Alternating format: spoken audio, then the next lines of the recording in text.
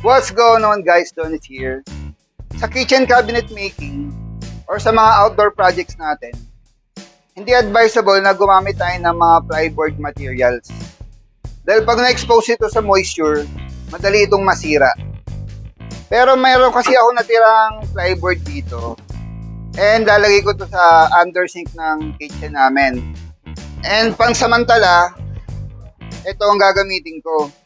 Pero sa totoong buhay, yung pansamantala, tinatamad tayong palitan. Kaya ang nangyayari ay nagiging pansamantagal na. Kaya ngayon, ipapakita ko sa inyo kung paano ko patitipahin itong plyboard na to. So, ang unang kailangan gawin is lilihain ko muna to ng 120 grit na sandpaper.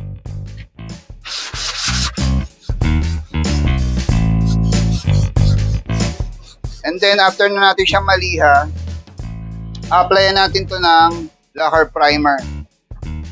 And ina-advise ko na gumamit tayo ng proper PPE. Huwag yung regular na dust mask, dapat respirator. Kasi malakas ang amoy nitong lacquer primer na to.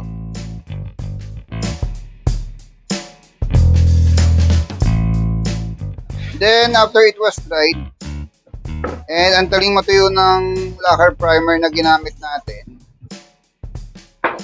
lilihain ulit natin siya ng 120 grit na sandpaper.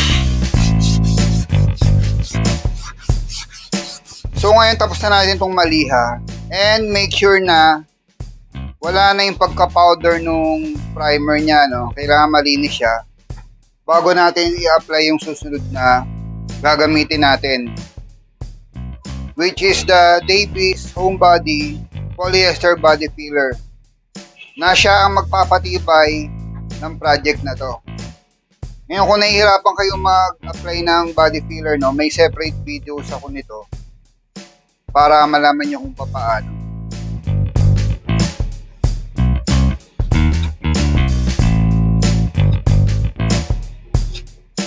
So una tuyo na to, no, at nakadalawang application ako dito ng body filler.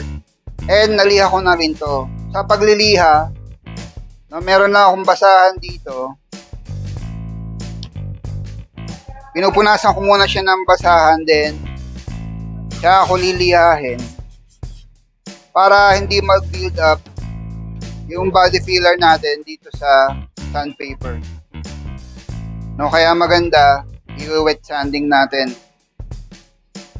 Then ready na to para applyan natin ulit ng lacquer primer.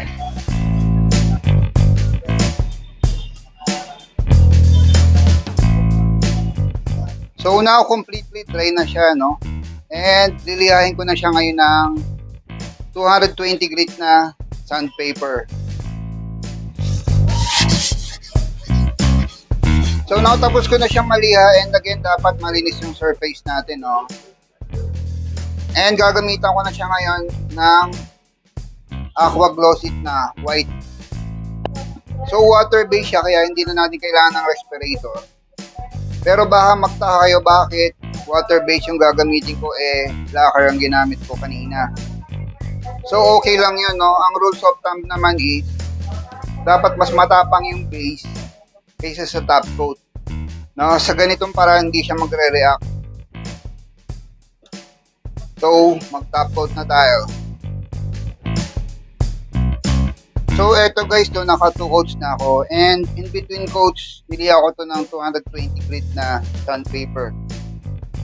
Ngayon medyo madilim na, no? Kaya hintayin ko na lang to mag fully cured bago ko siya install.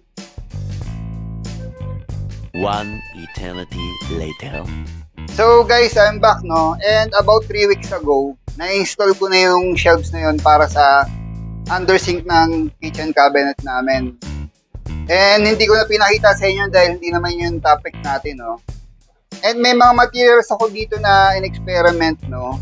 Para mapatunayan ko kung gaano katibay yung ginawa ko. So yun nga, no, mga 3 weeks ago, nagbabad ako ng iba't ibang materials. At yung isa doon is, pininish ko kung paano ko pininish yung shelves na ginawa ko. And yung iba, mga bare lang siya. Yung iba, painted lang. So after 1 week no, tinanggal ko na sila sa tubig at pinatuyo ko. And then, ito na sila ngayon. Ipapakita ko kung ano naging results nila. So, ito na yung iba't ibang materials na pinag-eksperimentohan ko. So, ito, marine plywood siya. Kung makikita nyo, bumuka siya, no? Kasi tagal ba namang nakababad eh. At itong kaputol niya, no, nilagyan ko ng primer tsaka pintura na ako gloss it din. So, okay naman na protectionan siya. Hindi katulad nitong bare na marine plywood lang.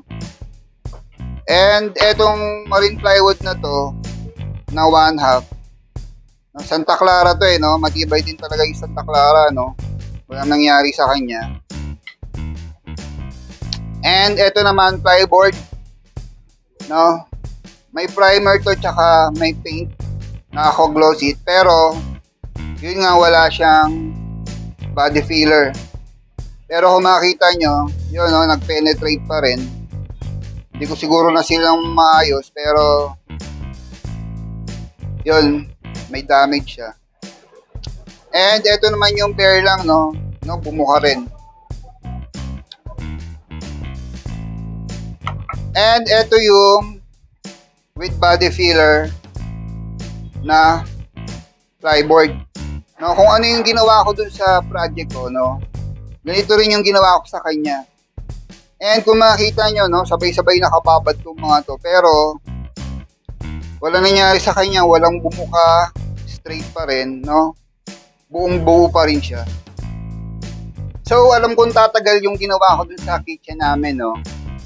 Dahil nilagyan ko siya ng Davis Homebody Body Filler.